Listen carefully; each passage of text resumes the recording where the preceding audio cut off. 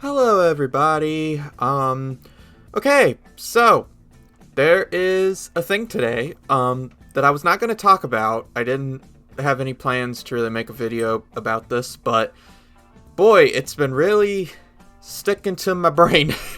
And the more I see other people talk about it, the more I'm like, shoot, this might be something kind of important that I need to talk about, because it's a Pikmin thing. And in case you don't know, now you know that Pikmin is quite possibly my favorite thing just in the world. I just love everything about Pikmin, all the games, all the characters, just everything. I love Pikmin so much, so much. And there was a very weird thing today. So Nintendo released a video called Close to You, which, not to be mistaken with the song by the Carpenters, which was covered in Joker Folie à Deux, which I'm the only person that likes that movie, but getting off topic. No, it's a short film, basically, and upon my first viewing, that was really all I took it as, that was how I got it in my feed. It was like, Nintendo makes a weird short film with a baby. And then I watch it, and I'm like, yeah, that's a weird short film with a baby. Now, of course, there is obvious Pikmin music in it, which is something I noticed immediately, as I'm sure many other Pikmin fans did. Because, yes, they use the main Pikmin 3 theme, which is also pretty similar to the Pikmin 2 theme. And they also use the Pikmin 4...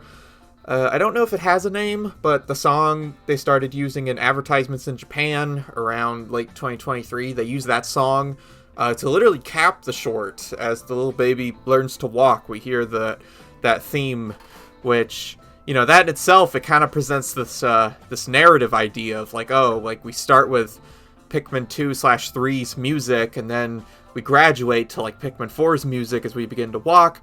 Maybe that means something, I don't know. But anyway, so, upon first seeing the short, I really just took it as that. It's just a short. Nintendo, as a whole, has been very big about wanting to branch out of just video games. They want to be an all-in-one entertainment, company, platform, whatever you want to say. They've had interest in movies, shorts, toys, any kind of entertainment thing. It doesn't just have to be games, and it doesn't just have to be Mario. And I don't know, and even though there's no obvious franchises represented by this, I kind of took this as that, just because I felt like, yeah, maybe in Nintendo's mind, they want to experiment more with animation, with, filmmaking, and maybe they just thought, hey, let's try something that's not one of our IPs, let's just try a baby, and see how that goes, and, it's not... it feels a lot like a Pixar short, as many people have said, and, and the characters themselves, they don't look like typical Nintendo characters. They look, much more traditional Disney-type stuff. So yeah, that was all I thought it was. I thought maybe Nintendo just wanted to try making a short film without one of their IPs, and they wanted to use Pikmin music, because why not? And there was other music, too, that I thought, yeah, those were maybe from other games. Maybe it's not just a Pikmin thing. But no. This is definitely a Pikmin thing. For a number of reasons. Obviously the music, of course, which, I gotta say, man, it's so good. It's one of those things where, again, I feel like I maybe didn't process it fully in the moment when first listening to it, but now watching it over, oh my god, when that Pikmin 3... leitmotif kicks in, it's just chills. It's goosebumps. It's so good. It makes me so emotional. Honestly, it's beautiful. It's beautiful. So obviously, yes, there's the music, but there's other things. So, it's my chair squeaking. I got a squeaky chair. So enjoy that while I talk about the short. So yeah, so there's other things. So the big thing is, okay, so the main short itself, it's a baby that's, I guess, trying to learn to walk in the beginning, or maybe it's not, I don't know. But anyway, the mom leaves, and then its pacifier and other objects start moving kind of magically. And here's the thing, okay? When you watch it for the first time, it's like, okay, it's like a whimsical Pixar short where, like, animate objects come to life. Sure. But no, you really think about it, it's invisible Pikmin that are carrying this thing. I swear it is. Like, the way it glides across the room, it feels like a Pikmin is doing it. But it's, like, invisible. And as other people have pointed out, there is potential lore to confirm this, because with the Pikmin Bloom app for smartphones, they say that they have it that the only way you can see Pikmin is through the AR camera, which is like a cute way of being like, oh, the Pikmin are real. You can just only see them if you use your phone app camera. But maybe literally in the world of Pikmin now, it's like you need a thing for humans to see them. Maybe that's what they're going for. I don't know. I'm going to talk more about lore stuff in a bit. But basically, yeah, it feels like Pikmin are behind this. And in particular, the one that gets me is that during the very start of the short, the way the blocks, like, shuffle around, that feels like a Pikmin bumping into it, doesn't it? Doesn't that feel like a Pikmin, like, running into it and bumping it? Like, it just does. And then later on in the short, when it's, like, trying to get its pacifier on, like, a chair, you look in the background and there's a weird figure of a thing that moves. Now, I will admit, I'm a little more... I'm not 100% it's a Pikmin. Even though it very well could be. I'm also thinking that maybe, because throughout the short there's, like, blocks and stuff that roll around, so I'm thinking maybe that's just a block that's rolling under the bed, but because it's out of focus and far away, it doesn't seem like that, and it seems like it could be a creature.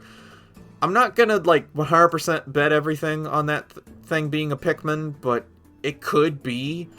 100% it could be. There's also a windowsill in which, or not windowsill, it's more like I guess like a shelf, where people think they can see a Pikmin or two Pikmin.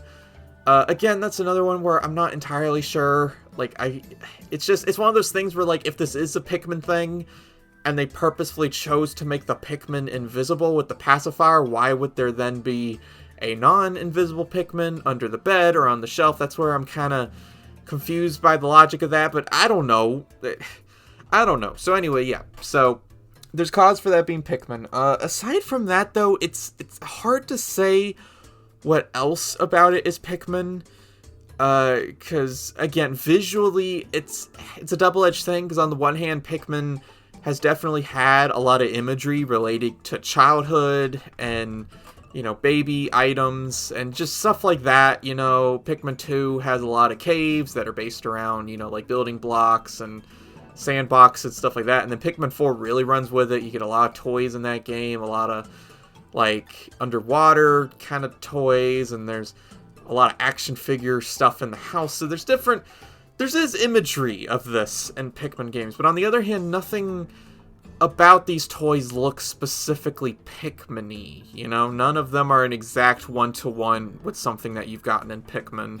None of the creatures in books or in the pictures of the short are Pikmin creatures, so that's where there's also kind of unsureness on that connection, but, I mean, come on, the music, it's like... Why would it be 70% a Pikmin thing, Like, it might not be 100% a Pikmin thing, but it's way more than, like, 50. It's like 70% Pikmin. Why would they make it that much Pikmin? If this was just a random short, or them experimenting with short films or something, why would it be so Pikmin-based? Pikmin is not that popular. Not as much as it should be. Like, I know it's getting there in Japan. It's gotten a bigger following in Japan. But this isn't just a Japanese thing. And it doesn't look Japanese. That's the other thing, too. It looks like a Disney thing. If this was a Pikmin thing, wouldn't they make it... I don't know. I don't know, but it is a Pikmin thing of something. So, I guess with all of that, it's then, okay... If this is Pikmin, and this is related to that, what is it? What does it mean? I'm gonna go fully on board and say it's not a game. I don't think it's a game at all. It doesn't look like a Pikmin game. It doesn't have an age rating in front, like the MEO teaser did, I don't think it's anything to do with games. I could see it being short movies. You know, they did Pikmin short movies for Pikmin 3, and they were great, and were honestly pretty successful, I feel like, on Nintendo's part. They have a lot of views on YouTube, way more than I would think a Pikmin short would get. So, in that regard, that would make sense. You know, they're Pikmin shorts, and this time they're going to be interacting with humans, which, again, I'm going to talk about in a minute. So, I feel like that's pretty likely of what this could be. It could also be a Pikmin movie, but I find that very doubtful. I feel like if it was a movie, why would they do this first? You know, it seems... I don't know, it doesn't make sense to me, and also I don't see Pikmin getting a movie. I know Miyamoto talked about it, but I just don't see it. I think the best Pikmin's gonna get is more short movies or a show. I don't think Pikmin's ever getting a movie. So there's that. Or it could be some kind of Pikmin spin-off thing. You know, it could be a new Pikmin phone app. It could be a Pikmin wellness thing. A Pikmin alarm clock again. Like Alarmo. I don't know. It's something. So yeah, it's a Pikmin something.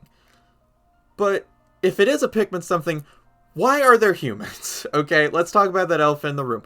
There are humans in this. Pikmin does not have humans. Pikmin takes place in a sort of post-apocalyptic world. They never go fully in depth on it, which is, you know, not a bad thing. I adore the Pikmin lore. I adore the Pikmin lore. I love how morbid it is. I love how weird it is. I love how they don't go very far into it. I love everything about it. So yeah, this would be a change. If this is new Pikmin shorts interacting with a baby, that would be a change. I don't think yet it has to mean too much. You know, because again, I've been watching other people talking about this, which is what kind of inspired me to feel like I should talk about it. And I see a lot of people discussing that, well, you know, if they hold on to this idea that Pikmin can't interact with humans, that's kind of limiting, you know? Like, there is genuinely a lot you could do with a Pikmin interacting with a human, particularly a baby. So, there's kind of a thought of like, well, maybe these are just going to be very specific shorts about Pikmin interacting with a baby, and it's going to utilize being a short to do this very specific concept, and it won't impact the games. You know, the games can still be their own thing, and the shorts can be their own thing. They already kind of were. The shorts, the original Pikmin shorts, kind of introduced some weird things to the lore that they never touch on again in Pikmin 4. So this could just be another one of those. You know, they try doing some weird stuff with the animated shorts, and then by the time Pikmin 5 comes out, they don't touch on it again. This very well could be that. But yeah, I don't know. It's still weird, and I would be sad if they retconned Pikmin being post-apocalyptic. That would make me sad, and I would miss it, but I would also understand it, and I do admit that from their perspective it probably makes sense to lean away from that, because again, now you get more opportunities with them interacting with humans, and also, you know, not everyone's like me. They don't like how morbid the world of Pikmin is. And I mean, I don't know, I mean, Pikmin 4 was already heading there. You know, we had the house that was perfectly untouched and clean. But again, they never touch on it in Pikmin 4, which I love. I love that Pikmin 4 never explains it. It's just so weird that there's just this house. And I remember leading up to Pikmin 4, I was scared that, like, the final boss was just going to be, like, a human hand or something, and I'm glad they didn't go that route. But now, I don't know, maybe now is the time where they're going to just go all in with humans and just say, this is what Pikmin is. And I can learn to accept that. I think, begrudgingly, I can learn to accept that. Again, I think Pikmin is one of those things where Pikmin is so freaking weird. It is so weird and so niche that we're very lucky that it has been able to retain so much of that identity over the years. Like, I hear a lot of people discuss Pikmin 4 as though it's this, like, you know, this, like, abomination that, like, tarnished or got rid of all of the, you know, unique aspects of Pikmin. Like, people treat it like how Nintendo did with Paper Mario with, like, Sticker Star, and it's not that. It really isn't. Like it's amazing how much Pikmin has been able to retain its weirdness over the decades without a bunch of changes. But maybe, I don't know, that's kind of where I wonder if this is where we're going with this short. Does this signify those days maybe being over? That maybe Pikmin is gonna have to become a little bit different for the mainstream, which, I don't know, I can begrudgingly accept, because I love Pikmin so much. But I don't know. But I don't know, maybe it's nothing like I thought it was. Maybe this really is just they wanted to try making short films without IPs, and they just use Pikmin music because Pikmin music is lovely.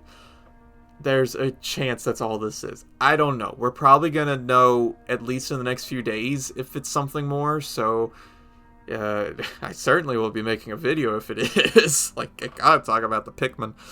But yeah, man oh man, Pikmin is maybe back. So yeah, I guess that's all I got. I hope that whatever it is, it'll be a good thing and not a bad thing for the franchise. And yeah, it's just crazy. I'll see y'all later. Bye.